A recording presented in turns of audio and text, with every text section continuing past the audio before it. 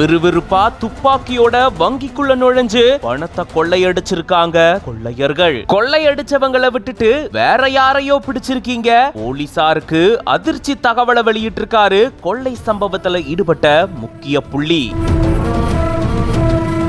December 21 Uttar Pradesh மாநிலம் சஹரான்பூர் பகுதியில ஒரு வங்கியில முகமூடி அணிந்த 4 நபர்கள் உள்ள நுழைஞ்சு வங்கியில இருந்த ஊழியர்களை மிரட்டி 1.5 லட்சம் ரூபாய் பணத்தை அங்கிருந்து கொள்ளையடிச்சிட்டு போனதா கூறப்படுது.